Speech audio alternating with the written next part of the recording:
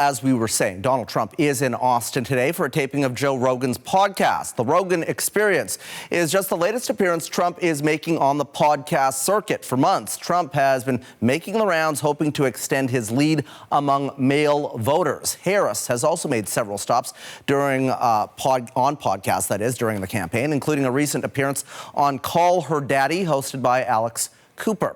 But will this strategy pay off with voters? Joining us now to discuss is Nicholas Qua. Nicholas is the podcast critic for Vulture and New York Magazine. He joins us tonight from Vancouver. Thanks for being here. Of course. So Donald Trump on Joe Rogan. We know that Joe Rogan has a massive audience around the world and in the United States. A lot of those listeners, those watchers on YouTube, male voters. Does Trump need to be there to secure those votes? Doesn't he already have a lot of those people in the bag?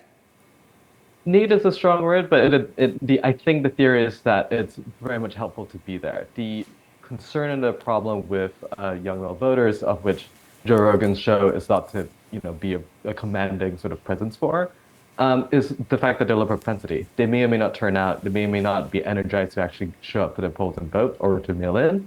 And so I think the bet here is to get Trump in front of Rogan's audience and hopefully secure something close to an endorsement, or at least something that's not a condemnation. And hopefully, strike a note or strike a chord that works for Rogan's audience. So that's kind of the hope there. And it's also very much an exposure play. The Joe Rogan Experience is by far the largest podcast that we know of that's operating out of the United States. Let's talk about the strategy here for both of these campaigns.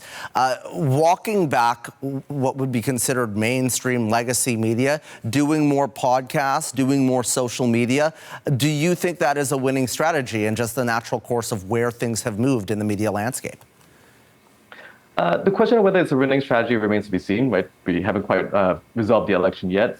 But I don't think you could be a presidential candidate in 2024 and not reflect the media realities of how people consume information and news in 2024. In this particular presidential cycles, they have obviously made a choice to appear on podcasts more. It's a reflection of how traditional media platforms like broadcast radio, broadcast television, traditional newspapers, that they cover a sort of smaller ground of people and potential voters that they used to in the past. Mm-hmm. And I think there's also this sort of feeling or strategic sort of understanding that the majority of the people that have already needed to hit in those traditional sort of media platforms, they've already hit. These are what political scientists might consider quote unquote high information voters, right? And so the game here, the gambit with podcasts and for other non-traditional digital platforms like Twitch and streaming, is to access what is largely sort of colloquially known as the news avoiders, folks who aren't consuming news in the traditional platforms. Maybe they don't consume news at all. The hope is to get the candidates in front of those people because they can't extend your message to potential voters if the voters don't see them or hear them. Do you think that there is any concern that we are seeing less journalists do these interviews and more hosts do these interviews? It's a very fair critique, and by and large, like the podcasts that both candidates have gone on are not journalistic in nature. They are, at best, infotainment. But it's only a problem if the candidate only goes on podcasts, and if they only do that particular strategic push within a vacuum. So this was an issue when Harris went on Call Her Daddy a couple of weeks ago. That was a time where Harris was doing fewer traditional journalistic interviews. Since then, she's really increased her presence on going on 60 Minutes. She went up to Fox. She's doing more sort of interviews with the traditional papers, but it's not like Trump hasn't done that as well. Is that he by and large, compared to Harris at this point in time, he has not given that many sort of contentious interviews, one would say.